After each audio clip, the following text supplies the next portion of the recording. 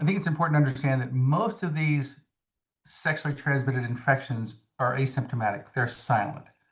So we, again, tend to make these assumptions that, oh, you don't really need to be screened, because you're in this perfect practice. And, maybe in New York City and Upper East Side, people don't get, STIs.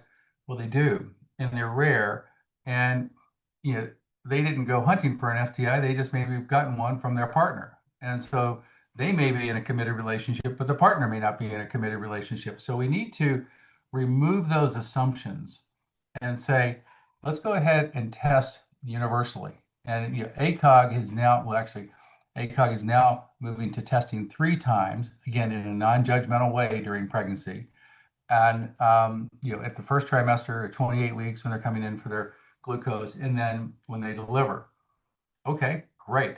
That's just standard protocol. We're pushing that right now. And I think that, the doctors getting their head around that is important.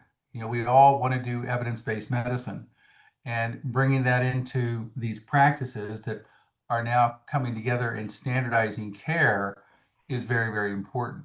So we also did a study with the University of Alabama, Quest did, about 2 years ago, because I think it's really important if we're going to be committed to this area of women's health that we need to be invested in studying it.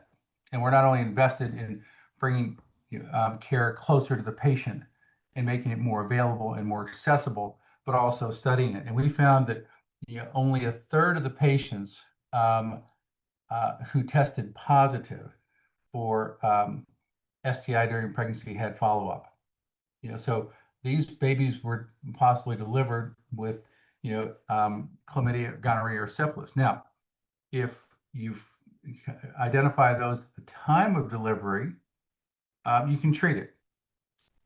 But still, the babies, even with syphilis, if they're affected, can have an impact, and it can be long-term and it can be severe.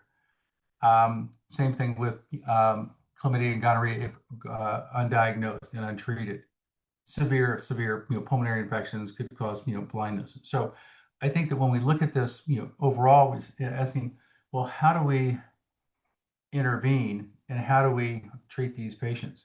I think access to maternal care is very, very important.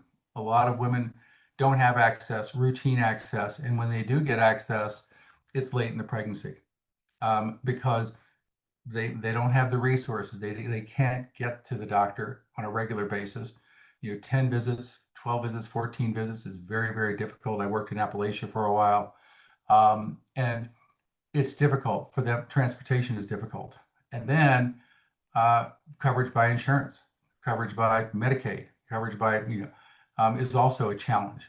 And so when you look at it, you say, well, how are they getting care?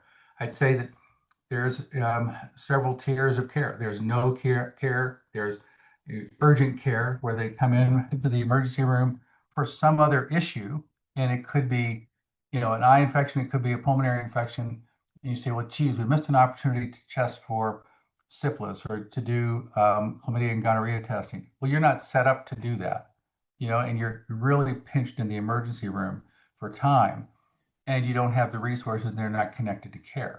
So when I look back and say, well, why are they missing this? It's because it's a failure of the system. And we don't have the systems in place, nor have we ever had the systems in place to provide consistent care and access to these patients when they do get pregnant.